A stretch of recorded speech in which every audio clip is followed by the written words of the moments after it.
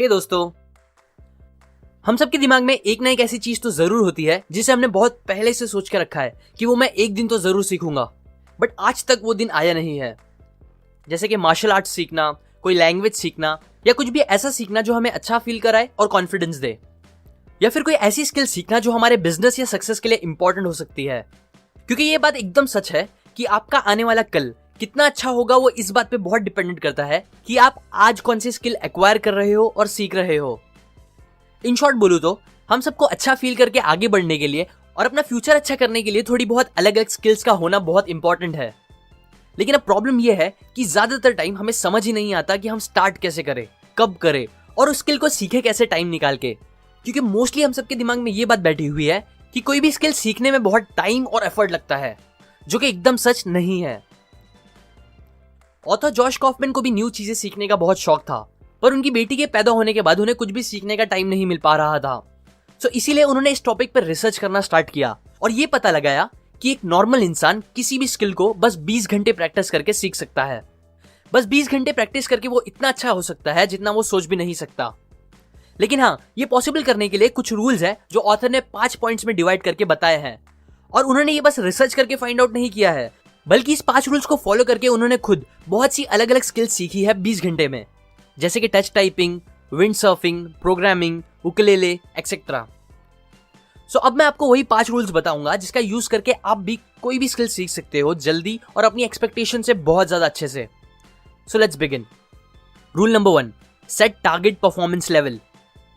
कुछ भी सीखने से पहले आपका ये क्लियर होना बहुत जरूरी है कि आप एग्जैक्टली वो स्किल किस लिए सीखना चाहते हो और कितना सीखना चाहते हो। एग्जाम्पल, मुझे गिटार सीखना है। किस लिए? बस इसलिए कि मैं जब मेंटली थक जाऊं तब उसे बजा के अपना माइंड फ्रेश कर सकूं, या दोस्तों के साथ हैंग आउट करते टाइम गाने गा के चिल कर सकूं। बस इसलिए, ना कि स्टेज पे परफॉर्मेंस करने के लिए या ऐसा कुछ। और कितने का आंसर ये है कि बस इतना जितने में मैं एटलीस्ट 4-5 अपने पसंद के सॉन्ग्स प्ले कर सकूं। सेम इसी तरह कोई भी स्किल सीखने से पहले आपके लिए भी ये सारी बातें क्लियर होना जरूरी है।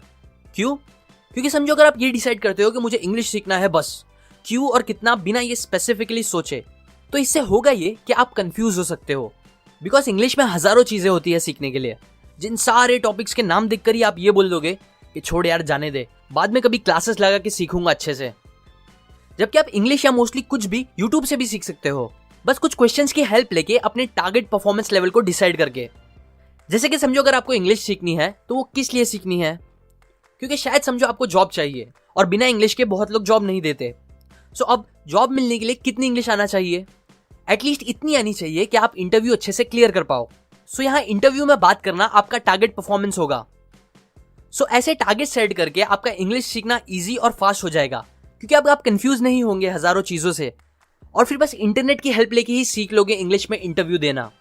जिसके बाद फिर आप अपना टारगेट और आगे बढ़ा सकते हो, जैसे कि इंग्लिश में अपने कस्टमर से कैसे बात करना है या फिर कलीग से कैसे बात करना है, और ऐसे ही आप बहुत कुछ सीख लोगे बहुत कम टाइम में। Rule number 2, deconstruction of skills.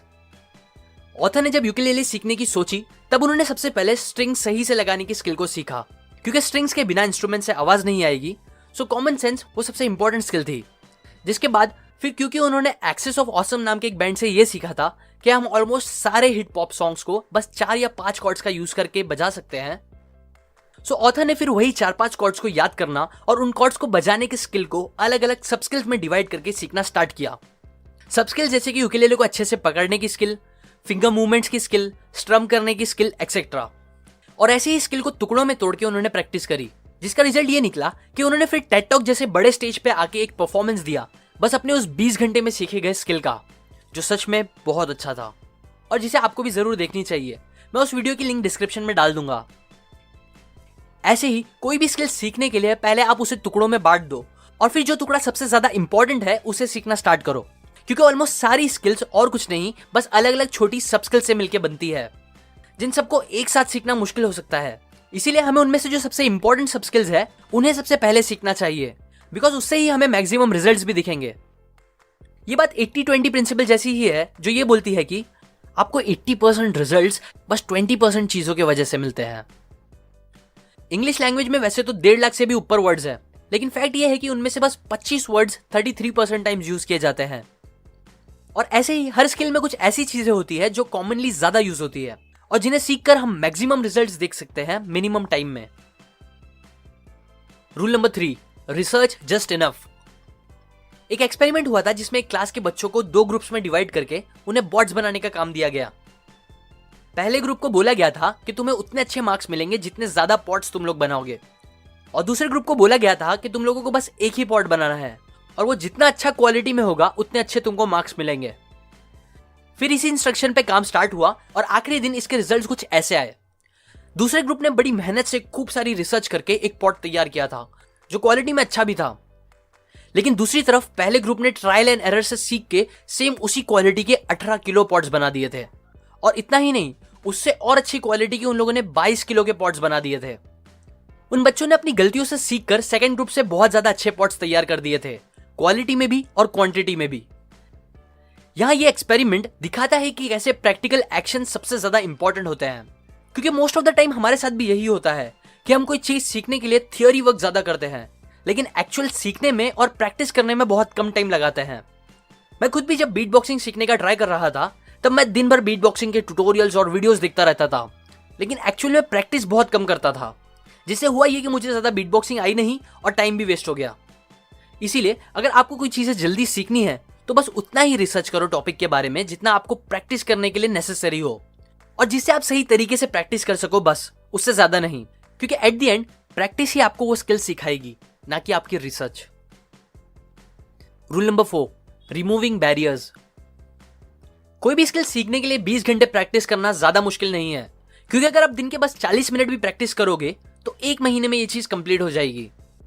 लेकिन हाँ, ये बहुत जरूरी है कि हम उस 40 मिनट्स में अपना पूरा फोकस और कंसंट्रेशन दें, क्योंकि ये सबसे मेन पार्ट है पूरे प्रोसेस का, जिसे अच्छे से कंप्लीट करना बहुत जरूरी है।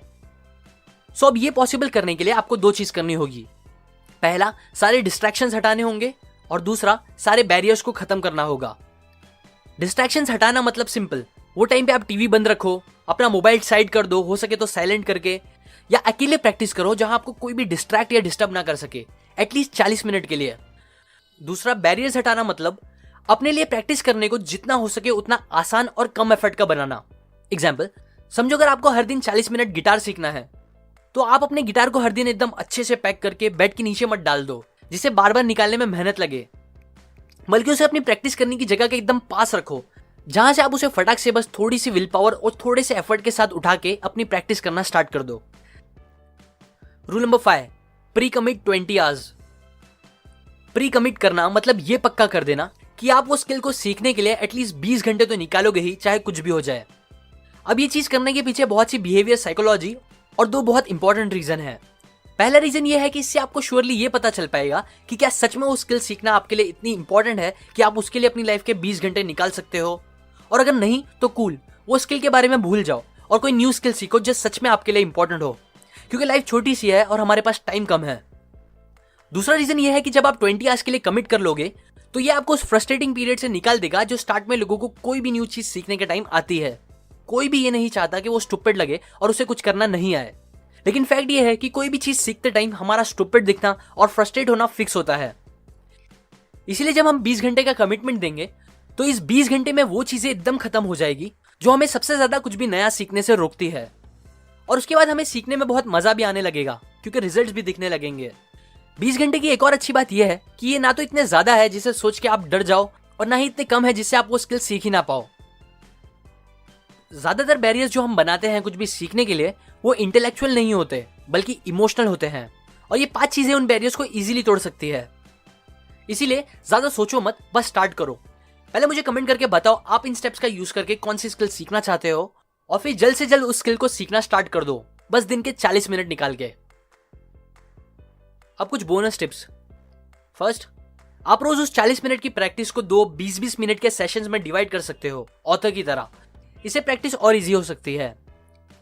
सेकंड, जितनी भी मोटर स्किल्स होती है जैसे कि गिटार सीखना, टाइपिंग सीखना एक्सेट्रा, ये स्किल्स आपका रात में सोने से पहले सीखना बहुत ज्यादा फायदेमंद हो सकता है, क्योंकि इसके पीछे बहुत से साइंटिफिक एविडेंस है, और ऑथर ने ये खुद भी एक्सपीरियंस किया है कि जब वो रात में टाइपिंग सीखने के बाद सोते थे तो सुबह उठने के बाद उनकी टाइपिंग स्पीड अपने आप और ज्यादा अच्छी हो जाती थी। अब वीडियो से हटके एक बात, सीखने एप्लीकेशन के इश्यूज सॉल्व हो गए हैं, सो आप उसे नीचे दिए हुए डिस्क्रिप्शन और कमेंट में जाके डाउनलोड या अपडेट कर सकते हो। ये ऐप अभी के लिए बस प्ले स्टोर पे ही अवेलेबल है, सो सॉरी फॉर दैट। अब वापस बुक की बात करें तो ये बातें मैंने आपको द फर्स्ट 20 आवर इस बुक से बताई है। अगर आप इन स्टेप्स को अच्छे से सीखना या देखना चाहते हो कि ऑथर ने कैसे इन स्टेप्स का यूज करके अलग अलग स्किल सीखी है, तो आप डिस्क्रिप्शन में जाके वो बुक खरीद सकते हो। और अगर आप मेरे वीडियोस को कभी मिस नहीं करना चाहते तो आप सब्सक्राइब करने के बाद बेल पे बने आइकन पे क्लिक कर दे। उसके बाद एक और इंपॉर्टेंट स्टेप, आप सेंड ऑल नोटिफिकेशन के बॉक्स पे क्लिक करो, तभी आपको सारे नोटिफिकेशंस आएंगे। अप टू एंड लाइक करें अगर आपको ये स्टेप्स काम के लगे। कमेंट करके बताएं आप कौन सी एक स्किल सीखना चाहते हो। शेयर करें इस वीडियो को अपने फ्रेंड्स एंड फैमिली के साथ। सब्सक्राइब करें, मैं और इसी काम की बातें आपके साथ शेयर करता रहूंगा, यूजुअली हर week. And finally, thanks for watching.